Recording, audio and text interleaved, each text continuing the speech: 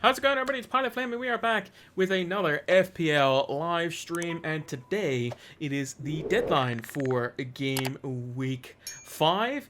We're recording this, well, not really recording, we're live streaming it over on Twitch the night before because I won't be around to do the deadline streams when they are Friday deadlines. So we will post this as a VOD, as we normally do for all our streams over on YouTube, but I'm going to premiere it as if it's a live stream over on YouTube an hour before the FPL deadline or thereabouts, so that it kind of coincides with the deadline. And I'll try to be in the chat if I can for it as well. So if you have any burning questions, you can go over to YouTube for that as well. But if you want to join us live right now, that also is good. So make sure to give us a follow here on Twitch, subscribe over on YouTube. You know, all the good stuff. But yeah, let's talk about Fantasy Football Scout for just 1 second. So if you haven't done so already or don't know, Fantasy Football Scout is a place where you can get all your Fantasy Premier League needs, from stats tables to heat maps to anything in between. It's going to help elevate your FPL game. Normally, they have a pre-season offer of 20% off, but you can still get the membership throughout the season as well. So make sure to go check that out. Link is in the About section, or if you're watching the VOD over on YouTube, it will be in the description below. So without further ado, let's get into it.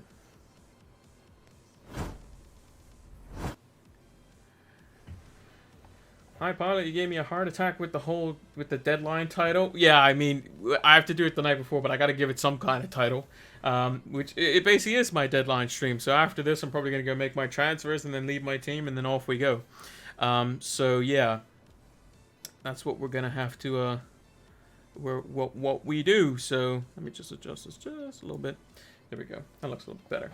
But yeah, so sorry to scare you, but yeah, it is the deadline stream.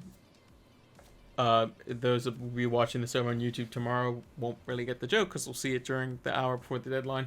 But yeah, so we have our team up on the screen here. And, you know, the team looks okay going into this week, personally, with Salah coming in most likely for the likes of Fernandez and taking the armband. You know, we have a good captaincy shout there. We have Ronaldo in the team. We have Ings. We have Sarr. You know, we have Trent. We have Shaw. We have a lot of the decent picks. We just need our differential picks like Sarr, like Ings, like Mount at the moment to get us something going into this game week. Because if we can get that, then we're taking that extra step. We'll take that extra step. We're at getting a green arrow. We've been on a bit of a slide recently. Let me bring up our actual game week history. So if we look off the start here, we had a fantastic beginning rank, 55k. Then we had a very small green arrow here to 52k. Then we had a small red and a slightly bigger red for that as well. So yeah, we're gonna have to improve on that. And hopefully we can get a green arrow this week. Although with the fixtures, sometimes you can just kind of look at the fixtures and just be like, this might be a difficult week to get a green arrow, or you just want to hope that you kind of steady the ship in this kind of week. And I think this is one of those weeks potentially. So we'll have to see kind of how it goes. Also, Zarty with a lot of E's. Thank you for the follow as well. Did that while we were offline. Also, Josh Slack00, thank you for the follow. And Josh says, just done Antonio/Son to Bamford and Jota. What do you think? I think those are probably two of your best transfers you'll probably ever make. Because it seems like Bamford's fine, according to Bielsa. He had his press conference today for Leeds. So that was good. It was get the information a little bit earlier for those that were wondering about Bamford.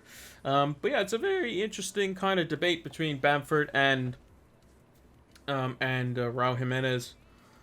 You know, one striker has scored and showed that he was able to score last season. Jimenez was injured early on in the season with the head injury that he had when he played versus Arsenal, and hasn't basically played much football since. Hasn't really found his shooting boots as of yet, but we know his qualities. Now, with them being at similar-ish price points and going to be taking up a similar-ish slot in your team, It's going to be a very interesting debate. I think this could be one of those 50-50s where if you get it right, let's say Bamford's the one to go for, and you go for Bamford, he's going to get you a lot of points, and Jimenez could blank for several games to come. Wolves are like the XG kings at the moment. They're all they're all over the place in terms of just attacking threat, but when it comes to actually scoring, they haven't really got it together as of yet. Or at least for the players that we want to be scoring, like the likes of Traore, like the likes of Jimenez, so on and so forth. Both have good fixtures, just don't trust Jimenez yet after his injury until he starts scoring again. Exactly. And that's why I'm basically only going to do just the one transfer this week, and I'll bench Antonio. So my one transfer is going to be Fernandez out for Salah in and captain him. The vice captaincy will go to Ronaldo. Obviously, I'll leave Antonio in there just because. And I'll just arrange my bench in which I want the player to come in. So, excuse me. You would think it'd be one of the Saturday deadline streams of me yawning. But, yeah, so I think I'm probably going to put Tsimikas first, because I think there may be a slight chance that he could start this game versus Crystal Palace, but it'll be interesting to see if Klopp does play him. But if he doesn't play, then, we have Gilmore or Veltman to back it up. I think, one of those three would definitely play. So it's not like we're going to hit 0 points. So I don't think I need to take a hit to get rid of Antonio when I'm going to want him, the next 2 game weeks after that.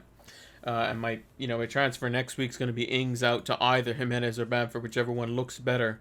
Because, Ings has Man United and Spurs, so we don't want to be going anywhere near that. If you had Torres, would you consider captaining him over Salah? I don't think so. I think Salah's more likely to do damage.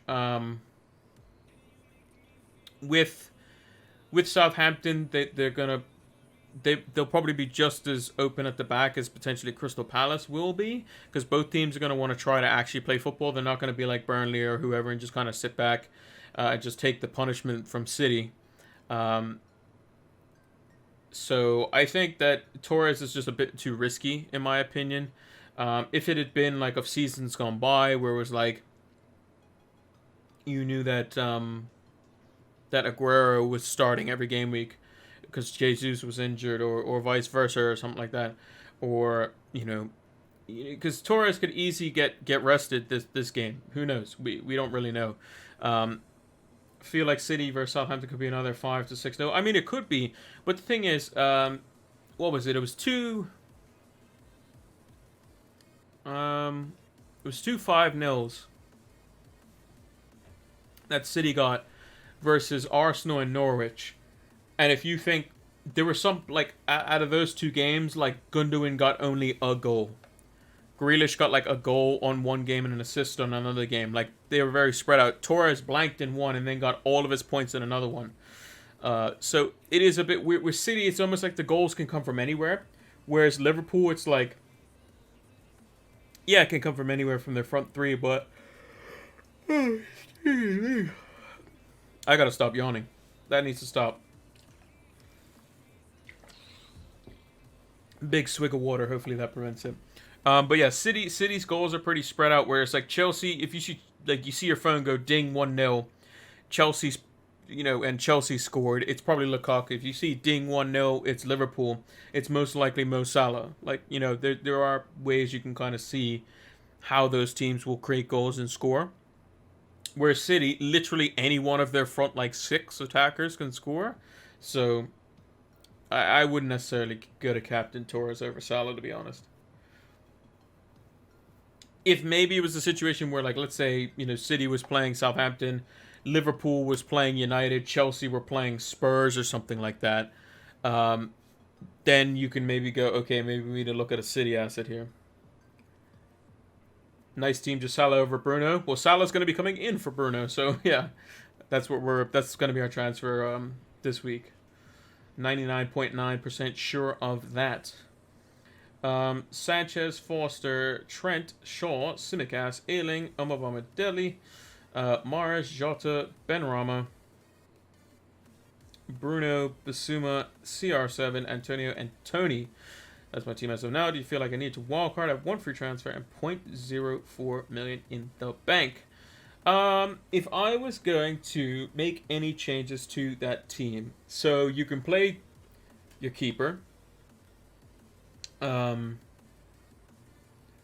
Shaw Ayling is fine, although I don't expect a clean sheet from Leeds at all.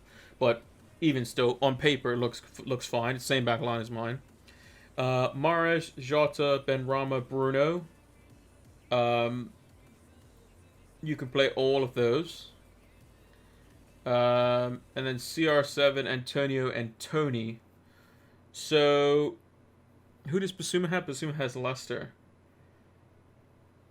So if I was you, Jangster, basically if you, you have 0.4 million in the bank. So you can't get Salah, can you?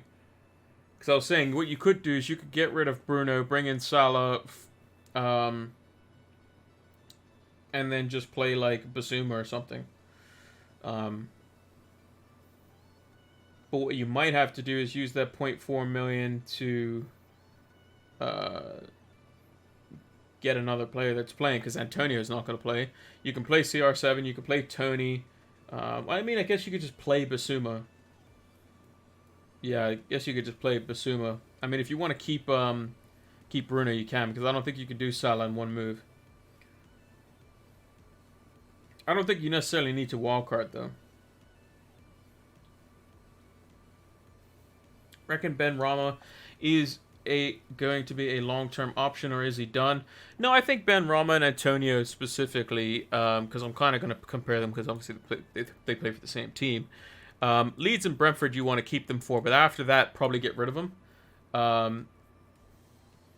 So that's what I would do personally.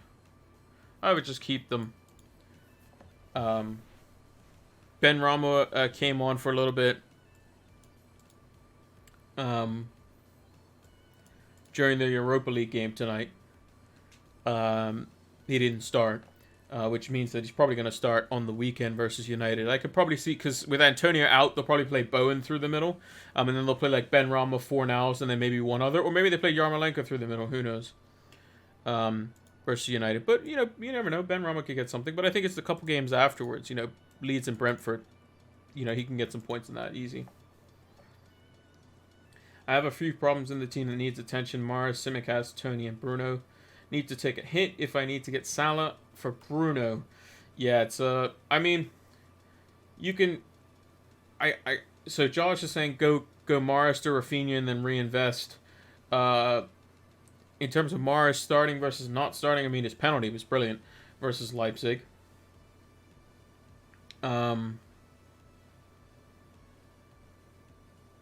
But I mean, if he starts versus Southampton, you're laughing, right?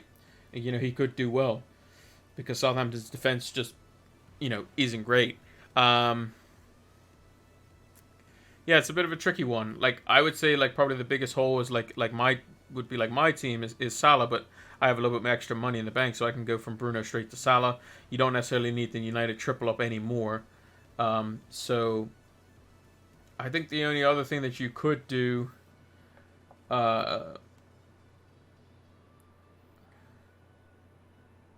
Yeah, you would basically have to get rid of. You would have to get rid of Mahrez. That's the only thing you can do. Or you could just roll with it and you can captain Jota as a differential. That could be an option. Just captain Jota, bank the transfer, play Basuma. That's something you could also do as well. Now, if Salah scores, you're hurting, but if Jota scores, you're flying. You also have the option to captain Ronaldo there as well. That's not a bad shout. But I think Jota captain could be a nice little differential. Versus Palace, because Jota is like, there's going to be a game week against one of these teams where he thrashes in a couple. So we'll see. I mean, Mane got he got benched in the Champions League. So he's almost certainly going to start versus Palace. Jota got hooked after 60 minutes. And Jota's been getting hooked like after 60 minutes, like constantly. So I don't think there's any reason for him to get rested. I just don't see Klopp resting Salah, to be honest, because that's just crazy. You can't rest your like Trent. Like Trent and Salah they're just untouchable.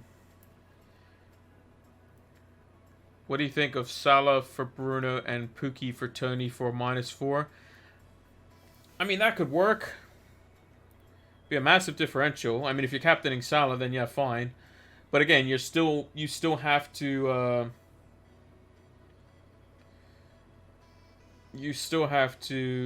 play like, I don't know, Basuma or whoever this week. I mean, you could start Tsimikas and hope he plays. That would be another thing. Because obviously you'd be playing Salah instead of Bruno, Pukki instead of Tony, and then you still have a 3-4-2 scenario, and you either have an extra defender, an extra midfielder, or an extra forward. So yeah, I think it's probably fine. Pukki does have a good fixture. I mean, if there's a fixture to play your Norwich players in, it's definitely Watford at home. So I just have a feeling, just a small feeling, that Tsimikas might just start, which is why I'm putting him first on the bench.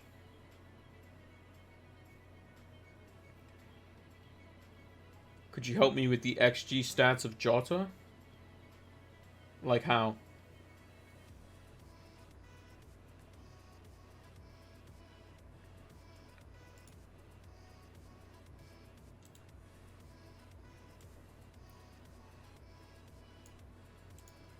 I can bring across his stats for the season. Just go into Fantasy Football Scout members area.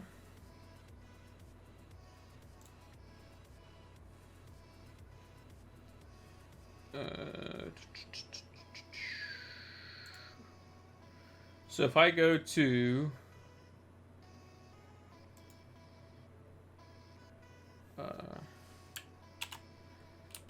so if I bring up Salah, I'm going to bring up all the Liverpool players. Salah, Jota, and Mane.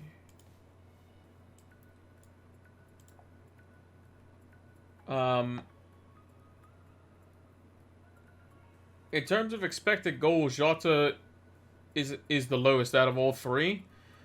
He's on 1.19, which isn't great. Whereas Salah is on 3.78, and Mane's on 4.02. So, but Salah's got the most points because he's scored 3 goals and got 2 assists, whereas Jota's only got 2 goals. And Mane's only gotten 2 goals with no assists either. But Jota's got the same number of goals from 3 big chances, whereas Mane's only got the same number of goals as Jota with 5 big chances. Jota's created 1 extra chance over Mane, but 4 less than Salah. Jota has less shots inside the box, but they seem to be more of quality, which is something that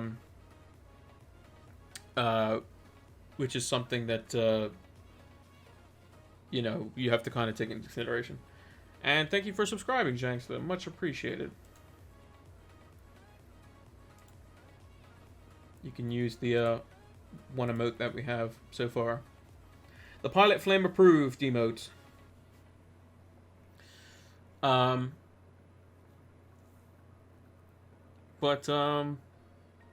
Yeah, I think Jota could be a differential captain because I think he's a type of player that's going to be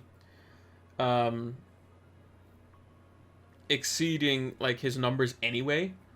So I just think that that's just kind of how it's gonna kind of play out. To be honest, I think he's gonna be just one of these guys where he's gonna get 1 big chance a game, He's going to score it. Or he's going to get 2 big chances a game. He's going to score both. And then other games, he's going to get, like, a bunch of, like, a bazillion half chances where he looks lively and then nothing really happens. So that's going to be, like, the good and the bad of Jota, which is unfortunate, but it could be a differential.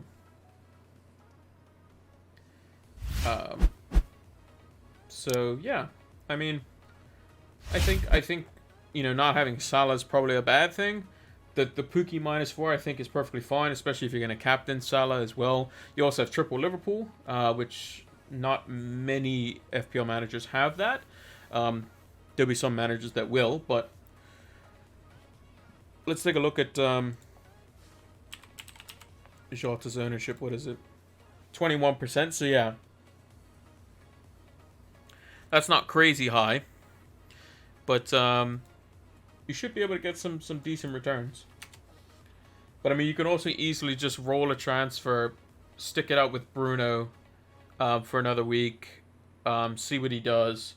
Because Bruno could easily just do just as well as Salah as well. So, although Bruno's fixture is a little more difficult, but Bruno's team is also playing against a team that just played tonight in Europa League. They had to travel to Dinamo Zagreb or whatever. I think that's in Croatia somewhere, so it's not that far of a travel, but they still did have to travel.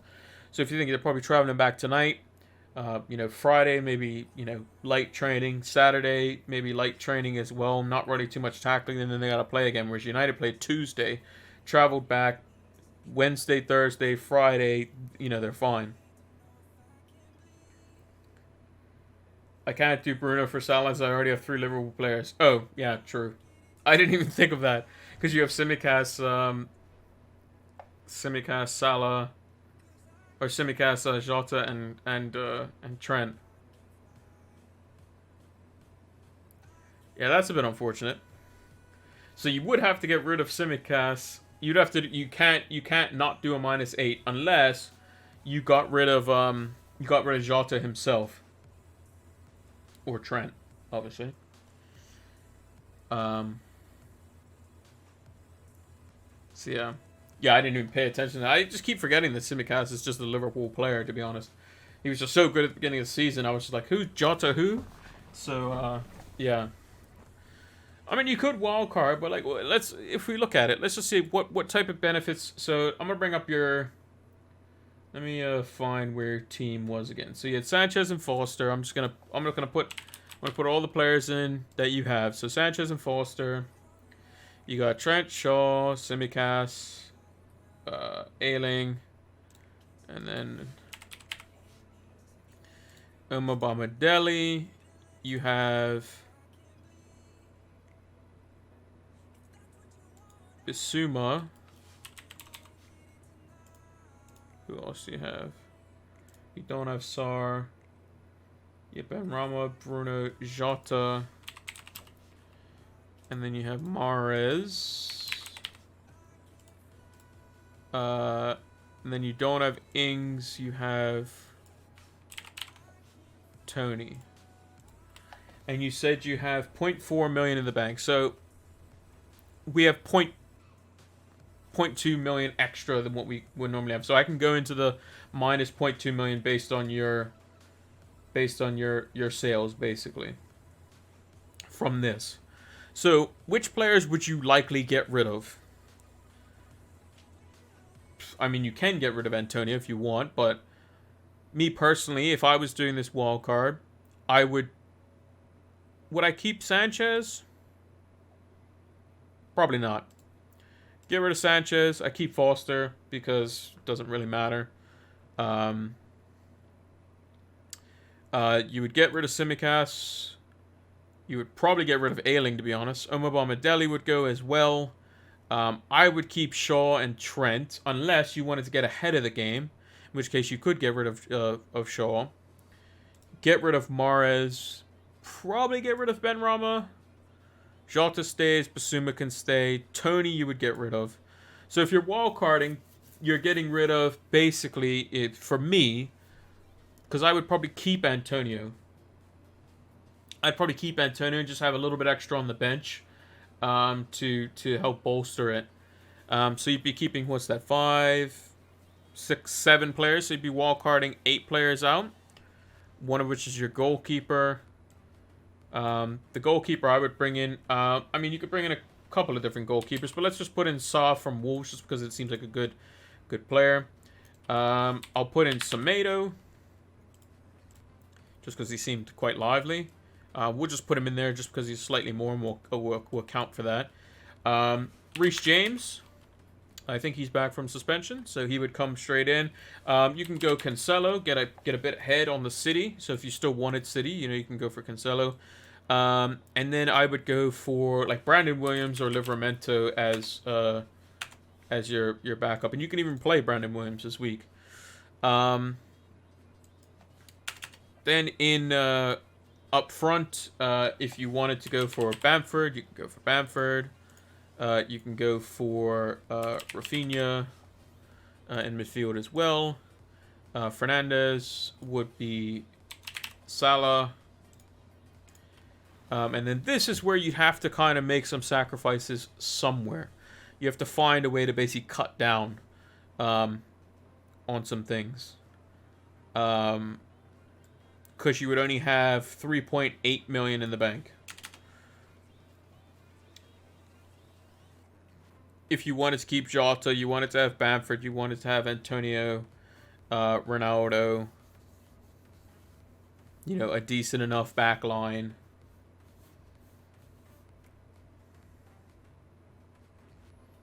Cut down Cancelo. Okay, we can do that. Cancelo, we'll just go Livramento for the time being. So we have, what, 5.7 million? 5.7 million. If you don't want Antonio, like if you just said you just didn't want Antonio, you could sell him. You could have Jimenez instead. And then you would have 6 million exactly, I think, because I'm 0.2 million less than you in this situation. And then you can get, whoever in this this scenario. That's 6 million. If we look at where are we at? Midfielders, 6 million. You can get in Gray, you can get in Gallagher, you can get in Decore, Townsend, Sarr, whoever you want. I'll just chuck in Gray, I guess, just for the time being. And then you still have 0.3 million left in the bank. If I could squeeze Gray in that midfield, I'm set, I guess. Yeah, basically you can. You'd have 0.3 million in the bank. Now, if you wanted to get a little bit extra, what you could also do is you could get rid of, if you only wanted one of Bamford or Jimenez, or you didn't want Jimenez at all, you can go 4.5 forward, like Richardson. You can upgrade Livramento to Cancelo as an example. Semedo could become Cody. And then Gray, you can get Ferran Torres, and you'd still have 0.2 million in the bank, and you would just play 4-4-2. Your bench would still be okay, because you'd have Basuma basically every week. You'd have Brandon Williams is also playing as well. You could do something like that if you wanted to. Or if you wanted to make sure that you're still okay. You can even get, I think you can get Mason Mount. You have exact money, I think, for Mason Mount with these guys here. And then basically in Game Week 6, you just wouldn't do anything. Game Week 7, what you would then do is you would get rid of Ronaldo, most likely. Bring in Lukaku. And then you could get rid of Jota, and then you could bring in depending on how much value you gain out of Ronaldo or Jota or whoever, you could probably, I'm not sure. You can stretch to Havertz. You can go to Havertz or Chelsea midfield. So that's something you can go for. Again, you can also get the 0.5 million if you wanted a different goalkeeper, and put that 0.5 million into Semedo if you wanted Semedo over Cody, and you didn't want double Wolves defense or you wanted something else different. That's something you can kind of go for. Yeah, that's just kind of messing around with it. I mean, you can always play around with it. If that looks like a good idea for you, as long as you think it through and you think it's okay, just make sure you hit the wildcard button if you're going to do it. Because I've seen horror stories on Twitter where it's just people just like, I took a minus 52 or whatever it is. I took a minus 80 or whatever, I forgot to hit the wildcard button. So like me, the first time I go to go do a wild card, if I know I'm wild carding for sure, like I had planned it, it's going, I'm gonna use it. So like in Game Week 8, the second the Game Week 7 fixtures kick off, I'd go to do a hit and I activate the wild card one time, and I'll just get rid of players that like have no value or whatever, and I'll just dump them. So like as an example, if I was gonna So my transfer is going to be Salah, almost certainly. Then next week it's going to be Ings out because Antonio will be back. And I'll bring in either Jimenez or Bamford. Let's say it's Bamford. And then in Game Week 7, I'd probably take out Trent for just that 1 week, just because he is versus Man City. And I'll bring in a Chelsea defender like Reece James. And then when I go to wildcard, like the players I'm not keeping, like I'm not going to keep Ayling almost certainly. And if I do, he might go down in price and then I can get him back for slightly cheaper. So I'd like get rid of Ayling and like unless Veltman goes back, like it looks like he's going to go back up, I might hang on to him. So I'll get rid of Ayling and Tsimikas probably, and then I'll take the hit and I'll activate the wildcard and bring in whoever. Brandon Williams and Livramento, just because, right? That's what I would do. But yeah, as long as you hit the wildcard button, you should be okay. Yeah,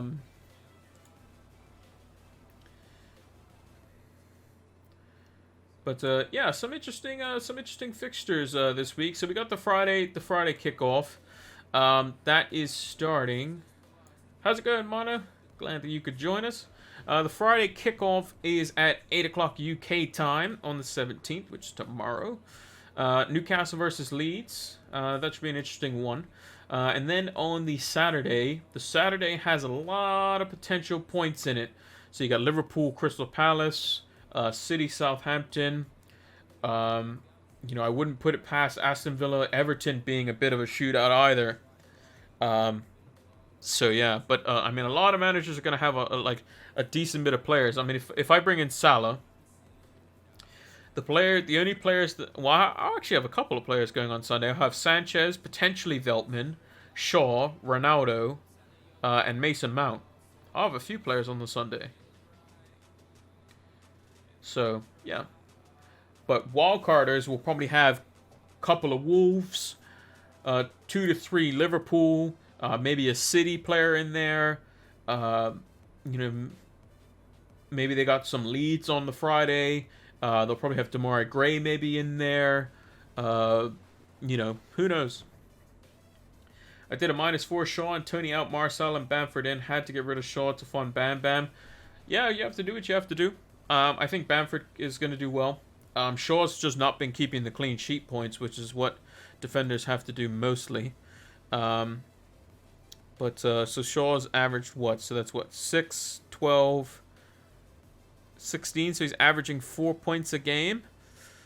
With those fixtures that United had, that's probably not good enough, I think. 4 points from a very attacking fullback. Whereas if you look at the likes of Trent's fixtures were more difficult. And he's got 6, 12, which is 18,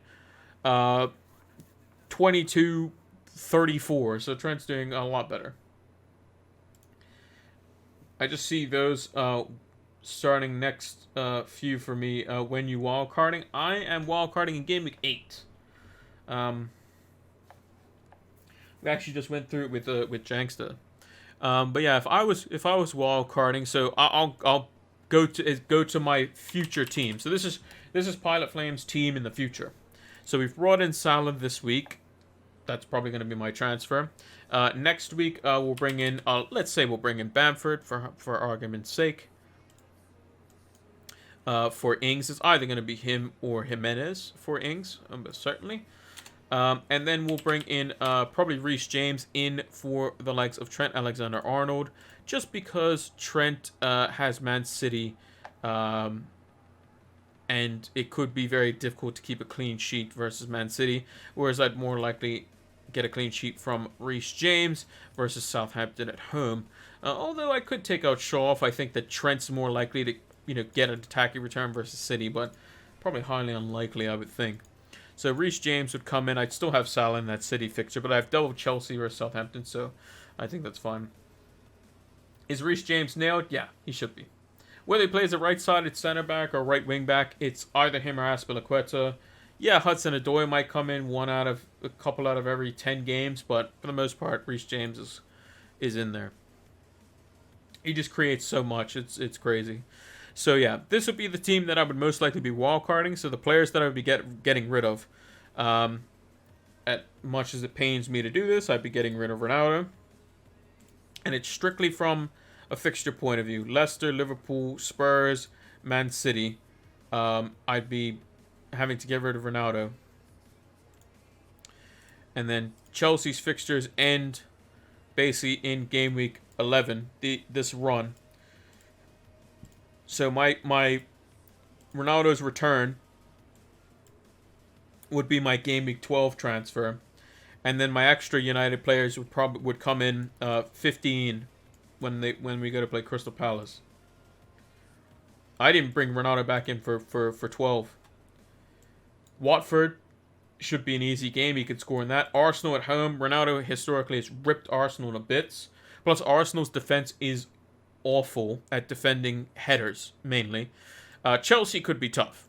But again, Lukaku's going to be up against United as well, so it could be just as hard for both of them. So Ronaldo would have Watford and Arsenal, whereas Lukaku would have Leicester and Watford.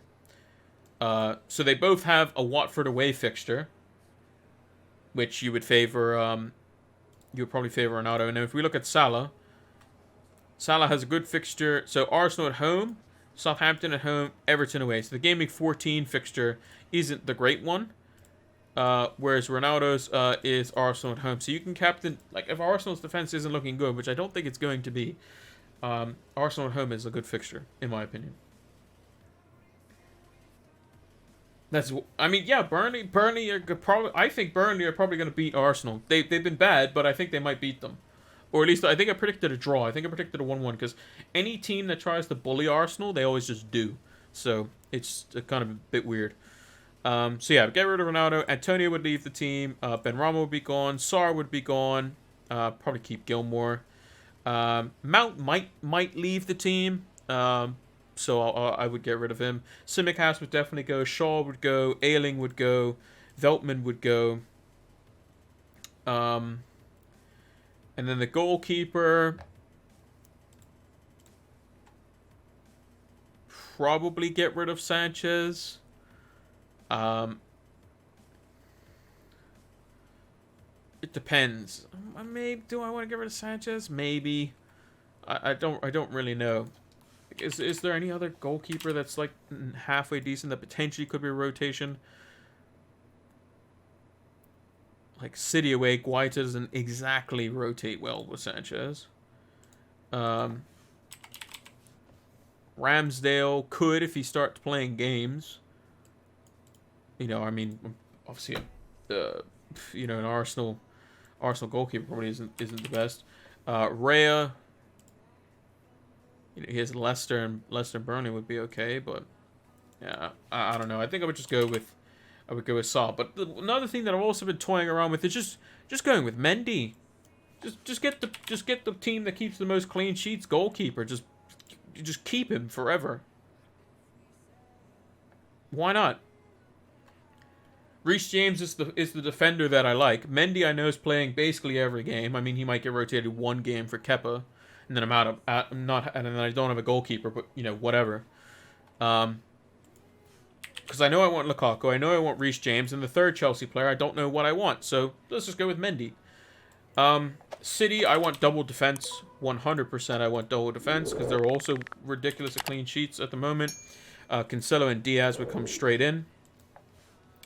We'd bring Trent back in because that'd be obvious. And we go with 4 at the back. I would probably go with Livramento just because, if I can.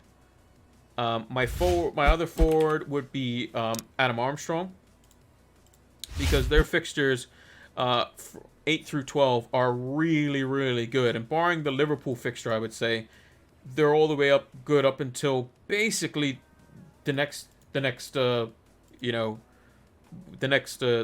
the new year, basically. So I think Adam Armstrong could do quite well. Feeling in a void on rotated risk premiums versus nailed mid-range.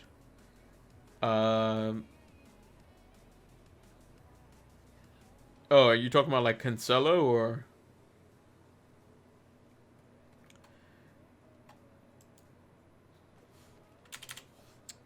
Depending on how long Alisson's out as well.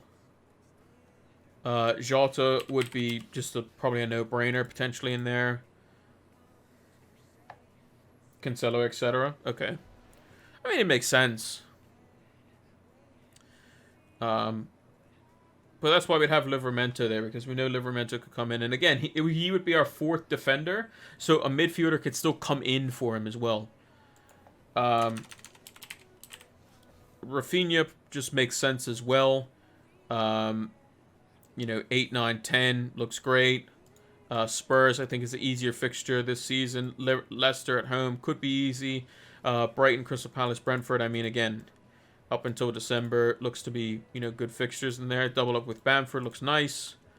And then it's just a matter of what do we sacrifice in order to, make the midfield better.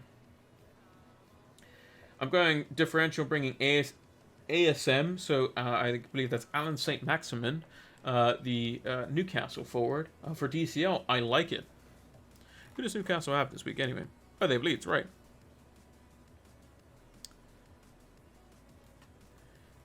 So yeah, we'd have to basically find some solace here. Maybe we go to the likes of we go to Cody. And then we look for a potential drop in midfield. If we don't really like Jota too much, maybe we can go for Ferran Torres. Gets a little bit extra money. We can go with 6 million. Midfielders. Let's see who's at 6.5. See, the problem is that all the 6.5 million and less midfielders kind of just disappeared. It's literally only Rafinha. Realistically. But I mean, if Gallagher's looking good, then maybe he does well. We can put him in there.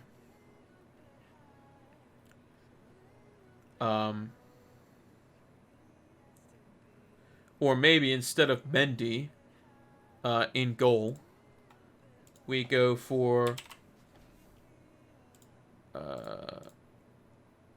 Saw and goal for Wolves, and then we can change one of our defenders. Maybe we change Cody. This is where we can go Cancelo, maybe. Or we can go. We can again keep the 4.5 million defender, and then upgrade Gallagher to a 7 million or something like that. So it'll probably be something like that. I definitely want to go double Chelsea, one of them being the defender and Lukaku. I want to go probably two City defenders, Diaz plus Cancelo probably.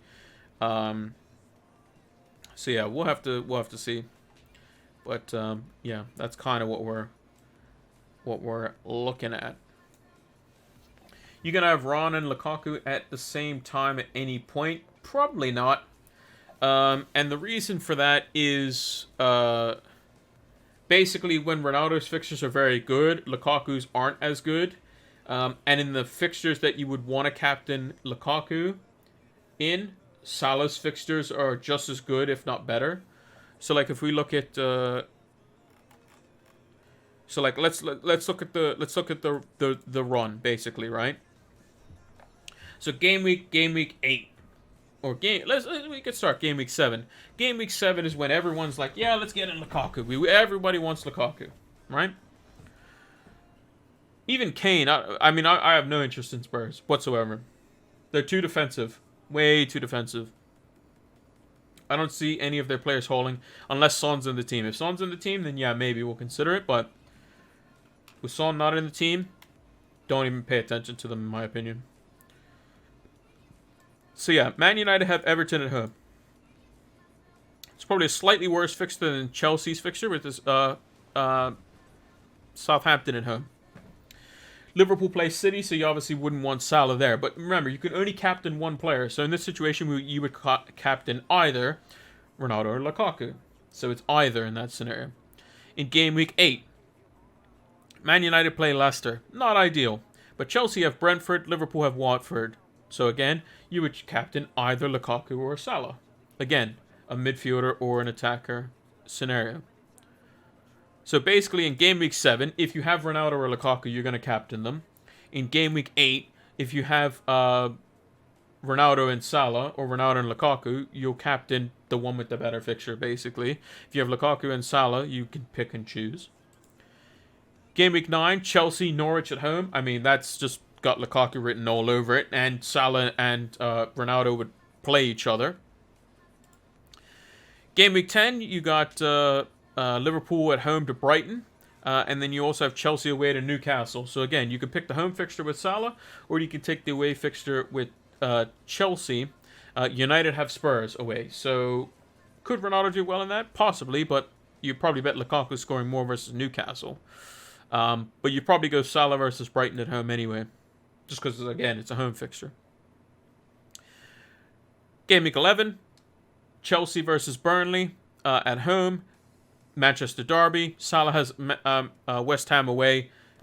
Clearly Lukaku, in my opinion, on that front. Maybe an outside shout for like Aubameyang or something versus Watford, but, you know. Game week 12. United away to Watford, so that could be a Ronaldo captaincy. Leicester play Chelsea, so that's a bit tough. But Liverpool have Arsenal at home, and they historically at Anfield thrash Arsenal every time they play them. So again, this could be a situation where you just captain Salah. If you swap to Ronaldo here from Lukaku, you know, you can make things work that way, and captain him away to Watford. Game week 13, Lukaku and Ronaldo play each other. Cool. Who does Salah have? Salah has Southampton at home. Perfect. Game week 14. Now this is where the United fixtures start changing. They start getting better. United has Arsenal at home. Could captain Ronaldo in that. Salah has the Merseyside derby. And then Chelsea has an away fixture versus Watford. So in theory, Lukaku would be the best captaincy shout. But at home to Arsenal, a team that can't really defend crosses very well, Ronaldo is probably a good captain. I mean, also, if Spurs were firing, then at home to Brentford probably would be a really good fixture. Is TAA a bigger hold versus the two big boys up front? Yes. TAA is a player that literally, unless he's injured, he's never leaving my team. Or Liverpool they have ridiculous amount of injuries around him or something like that. Trent's not leaving. Trent's too good. And I would even go to say that Salah's not leaving either, because Salah just pairs well. Because you want a premium in defense, a premium in midfield, and a premium in the forward line, so that you can get to anyone typically in one move, even if you have to sacrifice that one player. Game week 15. Now United's fixtures have kicked in. Lukaku plays West Ham away. But, again, Salah's fixture is better. It's versus Wolves. West Ham, you would say, is a better team than Wolves. And then Ronaldo has Crystal Palace at home. So, again, Ronaldo and Salah. Then you have United away to Norwich. Liverpool is at home to Villa. And then Chelsea is at home to Leeds. So Chelsea at home to Leeds is still a fine fixture. But again, if you have Ronaldo and Lukaku, are they necessarily better than Salah and Ronaldo or Salah and Lukaku? Probably not, because Salah's a home fixture versus Villa. Are most wildcarding in 8? I may hold off till 11. Yeah, I mean, there's going to be a lot. There was a lot used in Game Week 4, and there's going to be a lot used in Game Week 8. It just depends on what you want to do. But if you saw like the transfers I was looking to make, the potential players I could be moving could cost me minus 44. Well, not minus 44. It'd be. So who would I be changing out? Well, I'd have to bring back in. So 1, 2, 3, 4. I'd already have James. 5, 6. I'd already have Salah. 7, Rafinha. 8, whoever this midfielder is. Probably already have Bamford. 9, Lukaku. 10, Armstrong. So I'd be changing 2/3 of my team. So it's probably okay. So if you're doing that kind of wholesale changes, or you're looking at a minus 12 or a minus 16, probably just wildcard. Game week 17, United away to Brentford, and then Salah is at home to Newcastle, and Chelsea is at home to Everton. Again, Salah and Ronaldo. Then Ronaldo's home to Brighton. Salah's away to Spurs. So again, if you have Ronaldo, you can just cover that nicely. And Ronaldo's fixture at home to Brighton's better than Chelsea's away fixture at Wolves, most likely. Salah's at home to Leeds. Again, that's probably a great fixture for Salah. And then United and Chelsea both have away fixtures. Ronaldo's is probably better because he's playing Newcastle. And then I'll just do this last one. Game week 20. Ronaldo at home to Burnley. Liverpool's away to Leicester, so you probably wouldn't want that. And then Lukaku's at home to Brighton. So there are some situations. There are some situations where you would say, probably in this instance, this one instance, you would say Lukaku and Ronaldo are probably better off having. But again, Salah's just so good. Like, all three of them are so good that they could score on any given day. You just kind of have to hope that your two do better more often over a longer term. And that's kind of why you just have to play with the fixtures. Is it going to pay me to not have Ronaldo when he plays versus Leicester, Liverpool, Spurs, those sorts of teams? Of course it will. If Ronaldo scores a hat trick, I'm going to be doing cartwheels around the house, or at least try. But I'm definitely going to be doing this all the way home. And yeah, it's definitely going to be celebrating that way. And could Ronaldo hurt me? Of course he could, but you just have to play the fixtures. Who's more likely to get more points across that period? And it looks to be Chelsea based on who they play. This to last you till 19. If they keep upping in price, will it make a difference? Probably not. You just have to kind of compensate that when you're going to make the transfer. So basically, I would know going into game week 12 that I would need an extra like $1.5 million to get Ronaldo as an example. So let's say like Reece James is being rotated or something a lot, then I could probably downgrade him to somebody like a $4 million for like a Brandon Williams or something like that, and then just go from Lukaku when I need to straight up,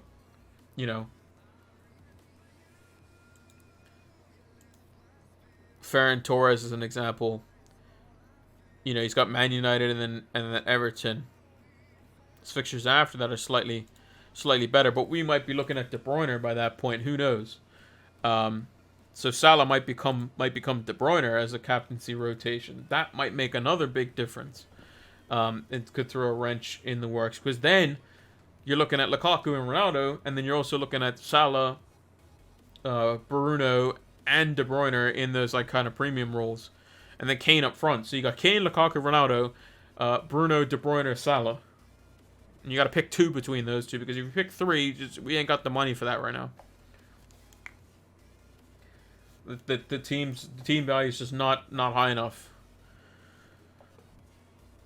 If this was game week 25 and we had like 104, 105 million, something like that. I mean, just think about that just for a second. Currently, I have 100.7 million. If I had an extra 5 million, Gallagher becomes Son. Like, when just think about that conceptually. Gallagher becomes Hyunmin Son's price. Or Gallagher becomes Riyad Mahrez, and Gilmore becomes Harrison or something like that. Like, it's just crazy. Any advice on Grealish? I'd say keep him. Grealish is probably just going to be like Mason Mount. He's just going to be like Paul Pogba. He's going to tick over. He's going to get you a goal every now and again. He's going to get you an assist every now and again. And I think he's fine. There's going to be times where he's going to get multiple returns.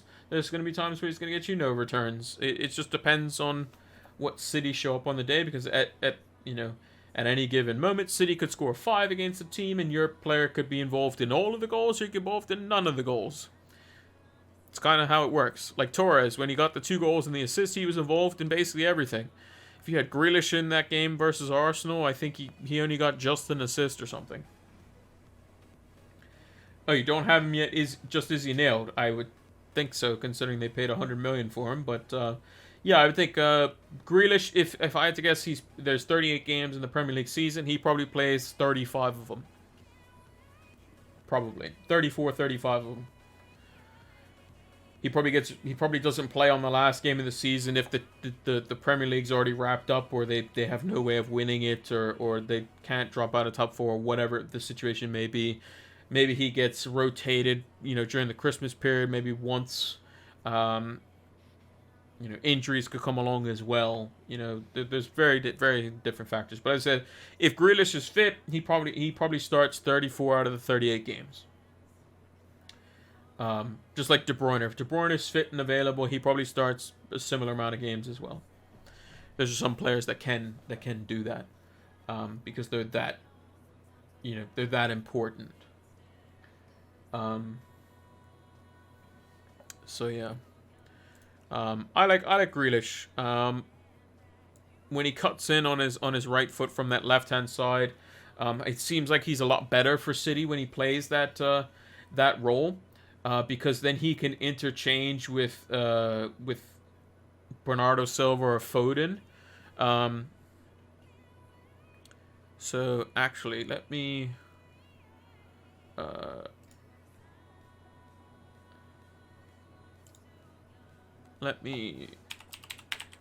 bring up the tactics board.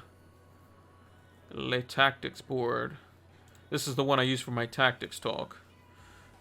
This website. It's pretty good. So you guys should be able to see that. So,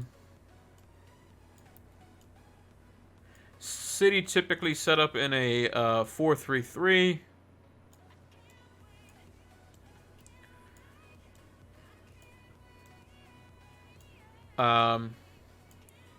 So here you got Ederson usually.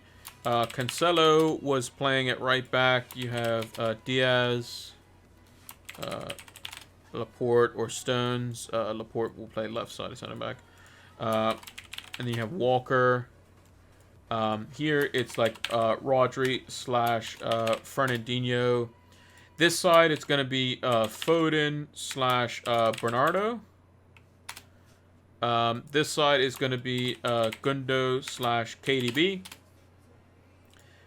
This side will be Raheem Sterling, Mahrez / Jesus probably.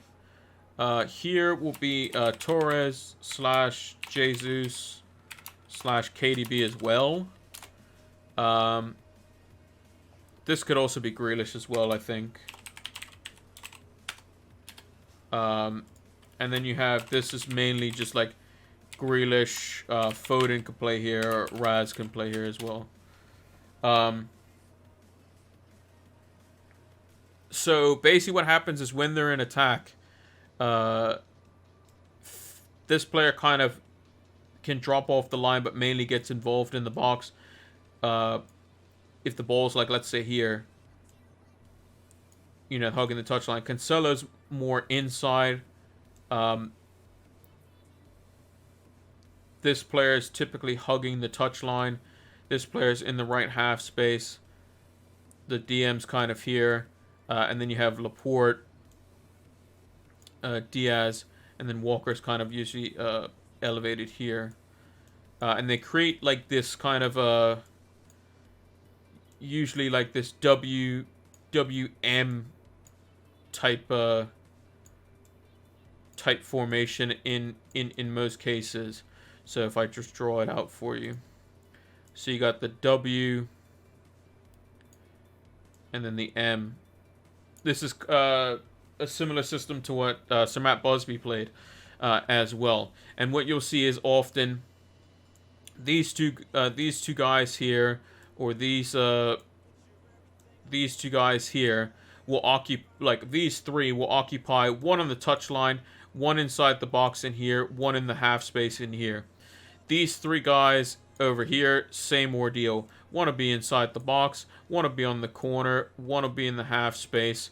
And if the ball's not on this side, they'll be hugging the touchline, stretching the defense. If the ball's over here, let's say.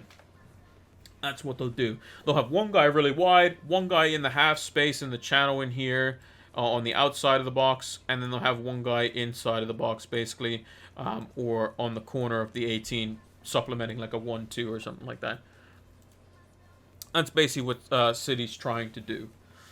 And it's a very effective system because it makes it, especially if you know players, because at any given point, let's say Cancelo, Foden, Grealish, could be Grealish, Foden, Cancelo. It could be Foden, Cancelo, Grealish. It could be Cancelo, Grealish, Foden. It could be like whatever order it can be.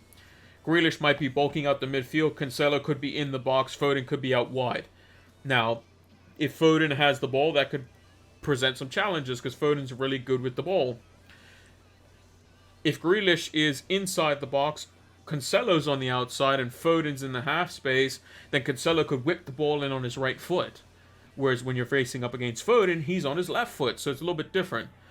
And these guys, they all have the spatial awareness in this system, this positional play, which just creates problems defensively. So, but I think Grealish is good because when he does play, he plays in that like left half space mostly. So like if you can see my mouse, if he's attacking Sanchez, he's in this area, which is good. He's going to be getting shots off. He's going to be making runs into the back post if a ball's whipped in from the right-hand side. He's going to be involved in and around the goal. But yeah. Can't stand him. He turncoated our country. Well, he just went to Man City. That's all he did, really. Played well in the Euros, though. But, yeah, I think that's gonna do it for this one. Hope you all enjoyed the deadline stream, as it were. Let's talk about Fantasy Football Scout for just one more time. So yeah, if you haven't done so already, Fantasy Football Scout is fantastic. You can get heat maps, you can get Opta statted tables, which are customizable. You have a 3-player comparison tool in the new members area. You know, a whole bunch of different things in there. It's going to help elevate your FPL game. Typically, they have a preseason offer, which expired, but don't worry, you can still get it. You can still get the members area access. I believe it's for $24.99 if you pay for the full year up front. That's pounds, British pounds. So yeah, I think it's great to have. It's going to help elevate your FPL game. It's going to help elevate mine as well. I use it quite a lot, and you see a lot of the stats tables with the little graphic to say that it all comes from the Fantasy Football Scout members area. Meant Ireland to England. Yeah, him and Declan Rice actually could have potentially played for Ireland, which would have been crazy. But yeah, let's move over to the big screen. So that is going to do it for the deadline stream. Hope you all enjoyed it. Hope you all locked in your teams as well. This is past Pilot Flame talking to you. So yeah, hopefully you enjoyed it. Make sure to follow, subscribe, like, share. Use the link in the About section or the description to get your Fantasy Football Scout membership and all that good stuff. And hopefully you're going to be celebrating just like Ronaldo when you get points in your FPL team this game week. Thank you all for watching, and until the next one, take care.